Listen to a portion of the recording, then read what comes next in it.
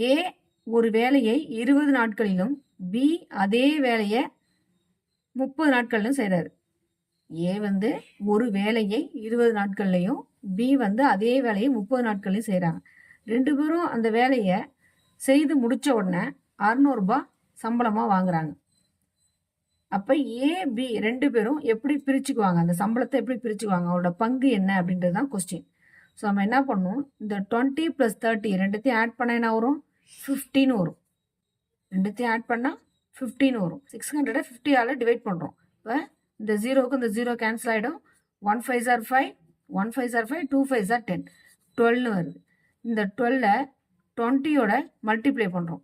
Multiply என்ன ஆகணும், 12 2s are 24, 12 2s are 24, 0 2 14 வரும். அதே 12 இங்கே மல்டிப்ளை பண்ணுறோம். இப்போ 12 × 3 36 வரும்.